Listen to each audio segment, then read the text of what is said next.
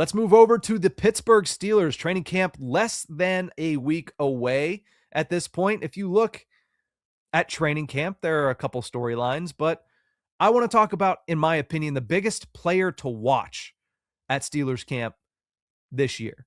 Last season, and pretty much every season for the past, half decade, the Steelers defense has had extremely high expectations, and for good reason. There's a lot of talent on that side of the ball. There's also a lot of money spent on that side of the ball. But if you look back to last season specifically, the reality is they had a pretty good run defense, right? 13th in the NFL, but the passing defense was one of the worst, and at times the absolute worst in the National Football League. They finished 29th in the NFL.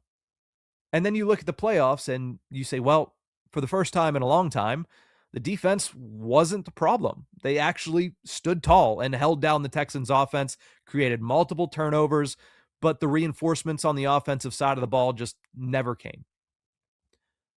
But the one area that we all kind of agree needs to be much better is avoiding the big play on the defensive side of the ball. The key to that in 2026, in my opinion at least, is the return of DeShon Elliott. DeShon Elliott missed 12 games last year. He only played in 5 of them. And in those 5 games, the Steelers had a record of 3-2, and I understand that doesn't really blow you away, but even the Packers loss, which was the last game in which he played, the Steelers were winning whenever DeShon Elliott left the game. They were up 16-7 at the time DeShon Elliott left the game, and then they went on to lose, I think, 32 or 33-16. They gave up like 20-some odd consecutive points in the second half and got blown away by the Green Bay Packers. But they were winning in that game when DeShon Elliott came out. So that could have been 4-1 in games that he played, and I understand that doesn't do much for you whenever it's a 17-game season. But I think you look at this player and you have to realize how important he is to the back end. Yeah, the front is what it is, and I think the defensive front is going to be extremely good again. They were 13th in the NFL last year, and that was with Derek Harmon, 1, being a rookie, and 2, being injured on and off through the early portion of the season. If he is back and healthy this year in year number 2, he is going to be that much better. That's also with Y.A. Black playing a substantial role as a rookie. I think he is going to be improved this year.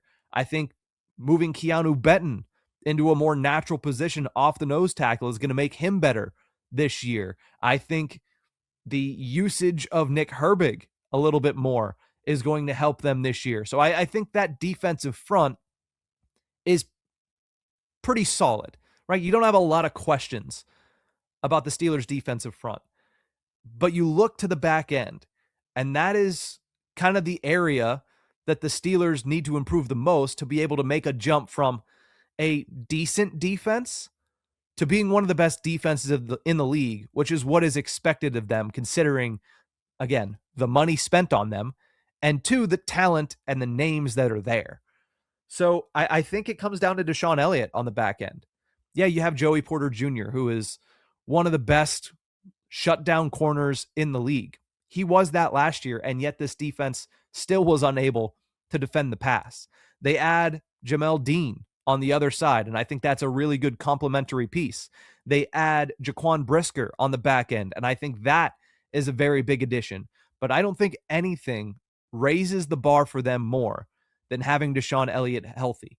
His physicality, his ability to cover not just on the back end, but specifically cover tight ends, the confidence and swagger that he brings.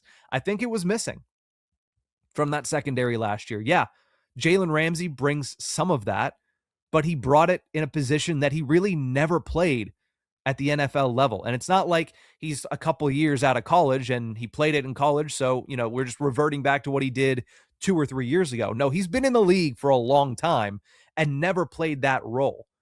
And you had to put him in that role last year because you really didn't have any other options. Now, of course, injuries can occur again, but I think you specifically need DeShon Elliott to remain healthy this season if you want that secondary to play to the level that really you're hoping the secondary would, considering the names that are on it, because it doesn't just set the tone for the secondary.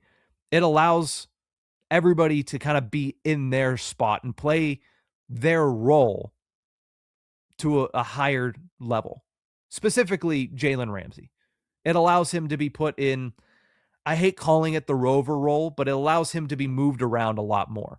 And Jalen Ramsey is, at his best, just somebody who creates chaos. We saw it early last season when DeShon Elliott was healthy. We saw it in that New York Jets game. He was able to come up and make that hit on Garrett Wilson to win the game.